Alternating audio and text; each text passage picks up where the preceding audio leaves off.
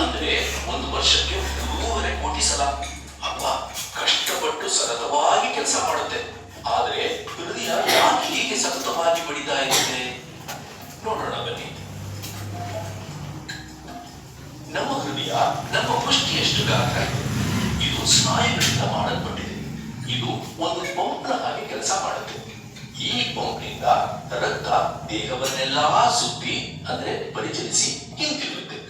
ಇದು ಎಲ್ಲಾ ಕಡೆ ಹೋಗುವಾಗ ಆಕ್ಸಿಜನ್ ಮತ್ತು ಇತರ ಪೌಷ್ಟಿಕಾಂಶಗಳನ್ನ ತನ್ನೊಂದಿಗೆ ತೆಗೆದುಕೊಂಡು ಹೋಗಿ ಮತ್ತೆ ಹಿಂತಿರುಗುವಾಗ ಕಾರ್ಬನ್ ಡೈಆಕ್ಸೈಡ್ ತನ್ನೊಂದಿಗೆ ತರುತ್ತೆ. ಈ ರಕ್ತ ಪರಿಚಲನೆ ಮುಂದುವರಿಸೋದಕ್ಕೆ ಈ ಪಂಪ್ ನಿರಂತರವಾಗಿ ಬಡಿತಾನೇ ಇರಬೇಕಾಗುತ್ತೆ. ಹೃದಯದಲ್ಲಿ 4 ಗೂಡುಗಳಿವೆ, ಅಂದ್ರೆ ಕೋಣೆಗಳು. ಬಲಪಕ್ಕದಲ್ಲಿ 2, ಎಡಪಕ್ಕದಲ್ಲಿ 2.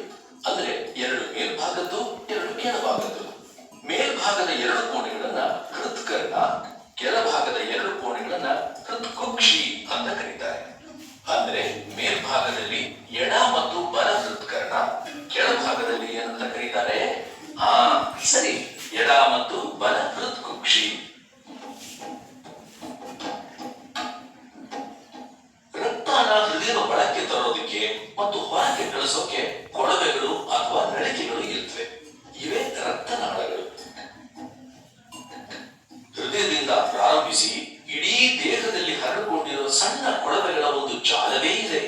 ಈ ಕೊಳವೆಗಳನ್ನ ಒಂದು ತುದಿಯಿಂದ ಇನ್ನೊಂದು ತುದಿಗೆ ಸೇರಿಸಿದರೆ ಎಷ್ಟು ಉದ್ದವಾಗಬಹುದು ಊಹಿಸಿ ನೋಡೋಣ. ಸುಮಾರು 1,00,000 ಕಿಲೋಮೀಟರ್ಗಳು. ಅಂದ್ರೆ ಇದು ಮುಂಬೈನಿಂದ ದೆಹಲಿಗೆ 50 ಬಾರಿ ಹೋಗಿ ಬರುವಷ್ಟು ದೂರ. ಇಲ್ಲಿ ನೀಲಿ ಕೊಳವೆಗಳು ಅಶುದ್ಧ ರಕ್ತನ ಸಾಗಿಸೋದನ್ನ ಸೂಚಿಸುತ್ತೆ. ನೀಲಿ ಮತ್ತು ಕೆಂಪು ಬಣ್ಣಗಳನ್ನ ಕೇವಲ ಅರ್ಥ ಮಾಡ್ಕೊಳ್ಳೋದಕ್ಕೆ ಮಾತ್ರ ಬಳಸಿದ್ದೀವಿ. ದೇಹದೊಳಗೆ ಹೀಗೇನೂ ಕಾಣಿಸೋದಿಲ್ಲ. ಅಶುದ್ಧ ರಕ್ತ ಅಂದ್ರೆ ಅದು ಕಡಿಮೆ ಆಕ್ಸಿಜನ್ ಹೊಂದಿದೆ ಅಂತ ಅರ್ಥ. ಮೇಲ್ಭಾಗದ ಕೊಳವೆ ಈ ರಕ್ತನ ದೇಹದ ಮೇಲ್ಭಾಗದಲ್ಲಿರೋ ತಲೆ ಮತ್ತು ಭುಜಗಳಿಂದ ಕೊಂಡೊಯ್ಯುತ್ತೆ. ಕೆಳಭಾಗದ ನಾಳಗಳು ರಕ್ತನ ಹೊಟ್ಟೆ, ಕಾಲು ಮುಂತಾದ ದೇಹದ ಕೆಳಭಾಗದ ಅಂಗಗಳಿಂದ ಕೊಂಡೊಯ್ಯುತ್ತೆ. ಈ 2 ನಾಳಗಳು ಬಲ ಹೃತ್ಕರ್ಣಕ್ಕೆ ಕಡಿಮೆ ಪ್ರಮಾಣದಲ್ಲಿ ಆಕ್ಸಿಜನ್ ಇರೋ ರಕ್ತವನ್ನು ತಲುಪಿಸುತ್ತೆ. ಈ ಹೃತ್ಕರ್ಣದ ತಳಭಾಗದಲ್ಲಿ ಒಂದು ದ್ವಾರ ಇದೆ. ಇದು ಒಂದು ದಿಕ್ಕಿನಲ್ಲಿ ಮಾತ್ರ ತೆರೆದುಕೊಳ್ಳುವ ಕವಾಟ ಹೊಂದಿದೆ. ಇದಲ್ಲದೆ ಹಲವಾರು ಇಂತಹ ಕವಾಟಗಳಿವೆ. ಈ ಕವಾಟ ಕೆಳಗಿನ ಹೃತ್ಕುಕ್ಷಿ ಇಕ್ಕಿದಾಗ ಮಾತ್ರ ತೆರೆದುಕೊಂಡು ಅಶುದ್ಧ ರಕ್ತ ಅಂದ್ರೆ ಕಡಿಮೆ ಪ್ರಮಾಣದಲ್ಲಿ ಆಕ್ಸಿಜನ್ ಇರೋ ರಕ್ತವನ್ನ ಹೃತ್ಕುಕ್ಷಿಗೆ ರವಾನಿಸುತ್ತೆ.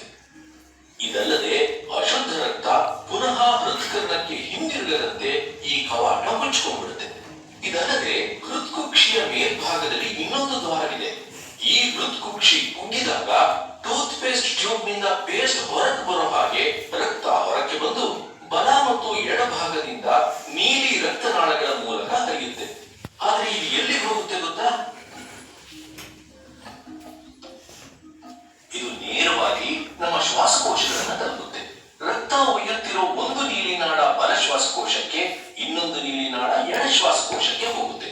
ಶ್ವಾಸಕೋಶಗಳ ಒಳಗಿರೋ 100 ಸಣ್ಣ ಸಣ್ಣ ನಾಳಗಳಲ್ಲಿ ಅಶುದ್ಧ ರಕ್ತ ಆಕ್ಸಿಜನ್ ತುಂಬಿರೋ ಗಾಳಿಯೊಂದಿಗೆ ಬೆರೆಯುತ್ತೆ. ನಾವು ಉಸಿರೆಳೆದುಕೊಳ್ಳುವಾಗ ಶ್ವಾಸಕೋಶಕ್ಕೆ ಸೇರೋ ಗಾಳಿನೇ ಇದು. ಈಗ ಶುದ್ಧ ರಕ್ತ ಕೆಂಪಾಗುತ್ತೆ.